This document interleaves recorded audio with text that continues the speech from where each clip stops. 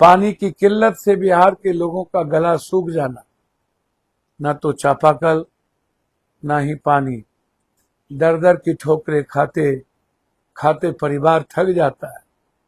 न तो कोई वीडियो सुनता, न तो कोई सीओ सुनता, न तो कोई पीएचडी के लोग सुनते हैं। आप ही के गडकरी जी का बयान है कि मैं पप्पू यादव के कारण कोसी सीमांचल और मिथिलांचल का सारा एनएच दे रहा हूं। पप्पू यादव नहीं होते तो मैं ये एनएच नहीं दे। एक पैन कार्ड नहीं बनवा सकते, आधार कार्ड नहीं बनवा सकते, राशन कार्ड नहीं बनवा सकते, ड्राइविंग लाइसेंस नहीं बनवा सकते, एक अस्पताल में गरीब की मदद करने की औकात नहीं, ता चले एयरपोर्ट बनाए। पैसा जमा करके अपने चेक के द्वारा मैंने 3 ट्रेन भेजी, तब मेरे बच्चे बिहार आ पाए, उसमें भी 4 मौत के बाद। लगभग भारत के सभी स्टेट में, दिल्ली में लगभग 200 से ऊपर बस। आज भी आम आदमी पार्टी के संजय सिंह गवाह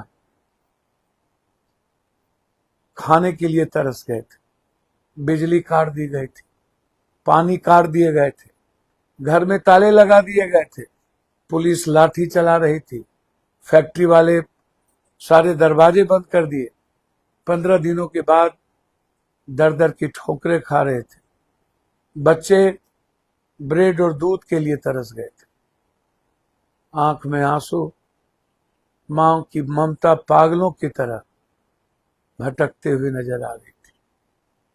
पिता के पास सिर्फ रास्ता बंद था, कहां जाए। अंत में रास्ते एक ही थे, पैदल बिना पैसे का चलते। वोट की राजनीति बाहर। मैं प्रधानमंत्री जी नरेंद्र मोदी जी से आग्रह करना चाहूं,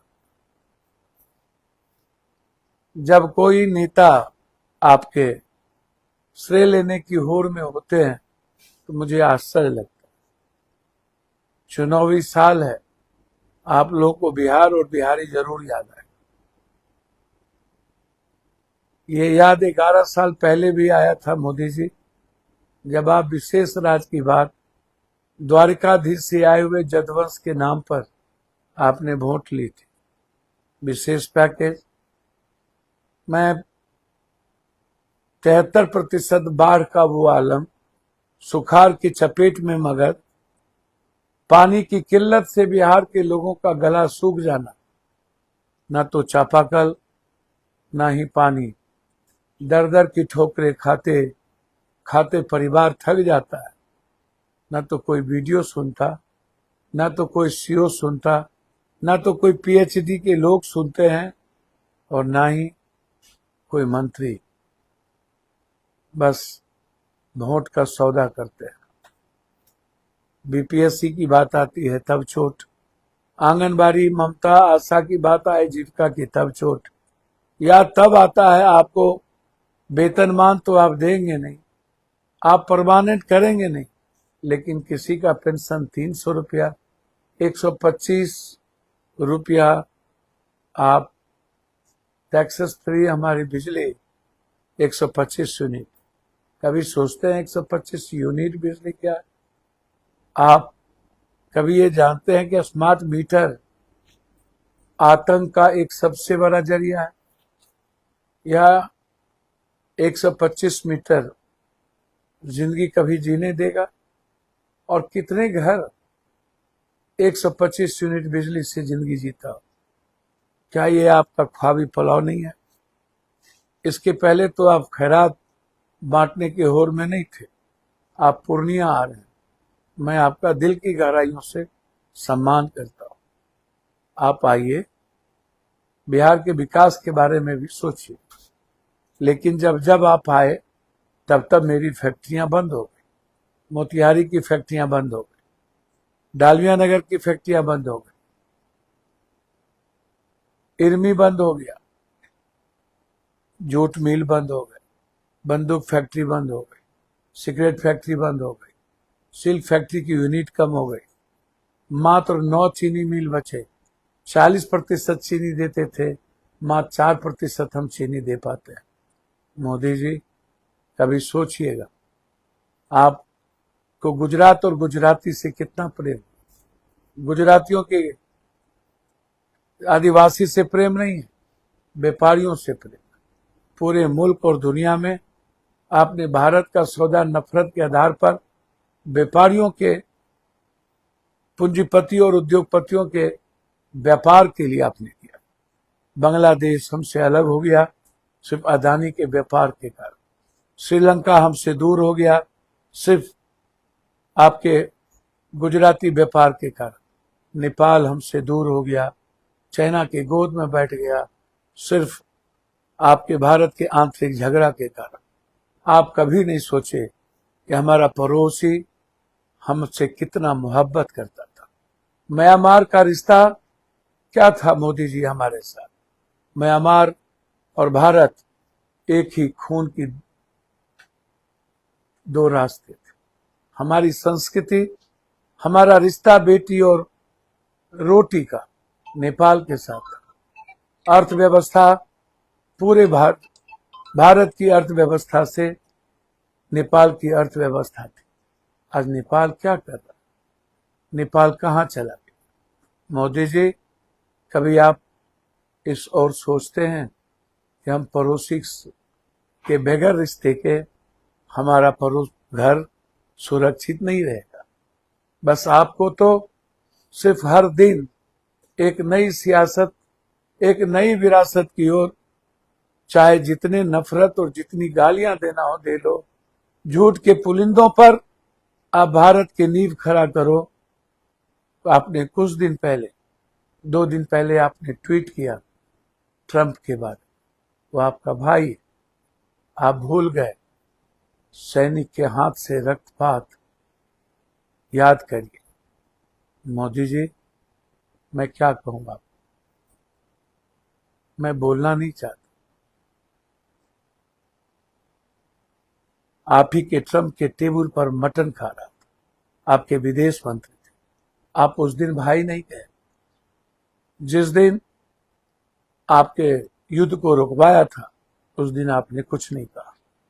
आपकी हिम्मत नहीं थी उनके झूठ को रोकने की। जापान का एक साधारण पीएम 12% टैरिफ पर इस्तीफा देता है और अपने मुल्क को छोड़ के चला जाता है। कहता है जो अपने मुल्क की हिफाजत ना कर सके उसे रहने का कोई राइट नहीं है। आप अंदाजा कीजिए आईटी पर कितना बड़ा हमला ट्रंप ने किया इस टैरिफ के बदौलत। किसानों की जिंदगी की कमर तोड़ दी। कभी आपने सोचा कि यह टैरिफ भारत के लिए कितना अभिशाप होगा? कभी आपने कल्पना की कि हम कहां जा रहे हैं, हम क्या कर रहे हैं? हमारी वीसा पॉलिसी हमें बर्बाद कर दिया। लेकिन आप नहीं कह पाए कि आपका मित्र है। आप आ रहे हैं, आइए। मैं आपसे आग्रह करना चाहूं, यदि आप फाफरा और फाफरा 2 पापड़ पर आपने, गुजराती 2 पापड़ों पर आपने 0 टैक्सेस लगाया, फिर बिहार के तिलकुट पर 18% जीएसटी क्यों?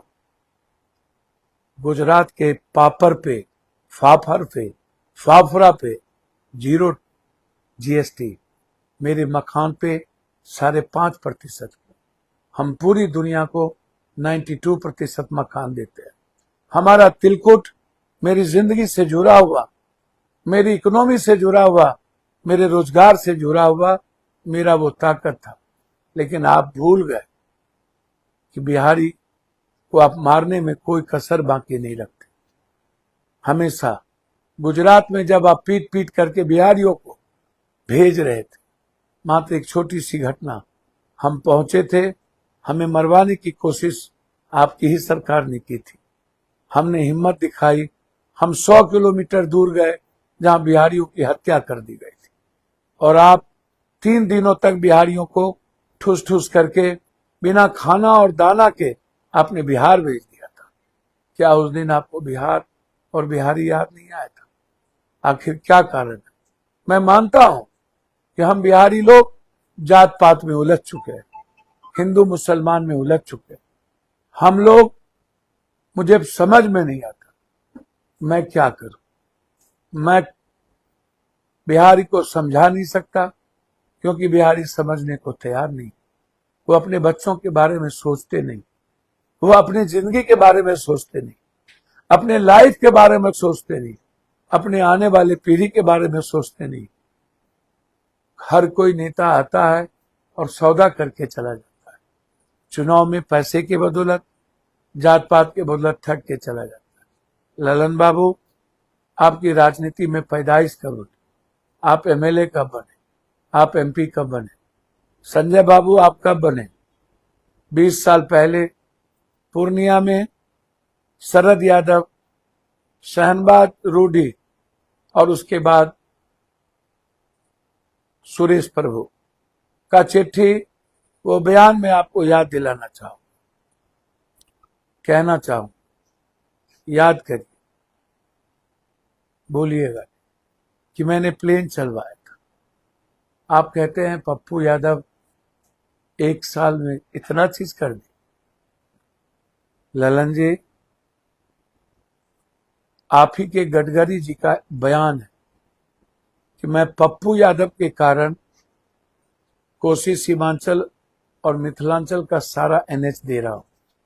पप्पू यादव नहीं होते तो मैं ये एनएच नहीं देता। आप विकास की बात करते हैं। नीतीश कुमार ने नरेंद्र मोदी से यूनिवर्सिटी मांगा था। आपकी इतनी ही हैसियत थी, औकात था, तो पटना यूनिवर्सिटी क्यों नहीं ले पाए? आपकी इतनी ही हैसियत थी ललन बाबू, इतनी ही ताकत थी तो डीएनए याद है आपको?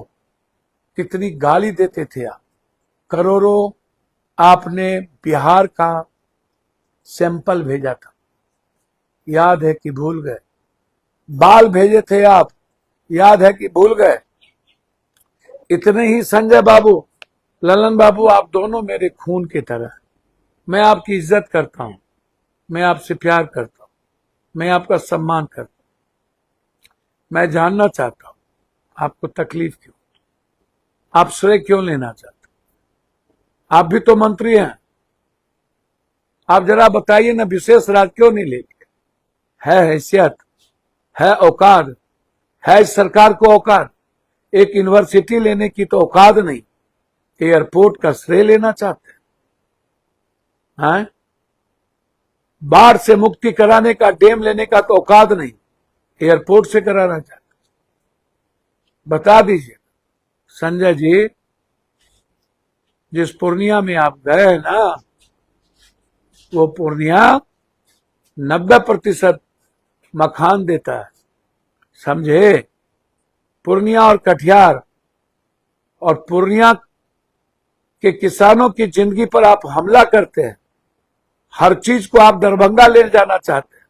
दरभंगा में वो एम्स, आप तभी नहीं थे सदन में, वो देन पप्पू यादव और हम लोग की लड़ाई की देन है। अटल जी के समय के पहले वह स्वीकृति हुई थी, समझे? सहरसा का एम्स आप जबरदस्ती, कोसी और पूर्णिया का एम्स ले जाना आप दरभंगा, ठीक है, आप एक एम्स और खोल देते। आप सौतेलेपन का व्यवहार करते हैं और पूर्णिया और कोसी से उम्मीद करते हैं। मखान पे हमला करिएगा, मखान बोट को आप ले जाने के लिए बाप बाप करिएगा दरभंगा, मेरे रहते हम ले जाने देंगे आपको? आपको लगता है? गलतफहमी में मत रहिएगा। ललन बाबू, आपको चैलेंज है मेरा। आप लोगों से मैं डरने वाला नहीं हूं, बहुत लड़ा हूं आप लोगों से, आगे भी लड़ेंगे। कितने सत्ता और सियासत से लड़े। आपको इतनी हैसियत है तो आप मुंगेर का एयरपोर्ट बनवा ले,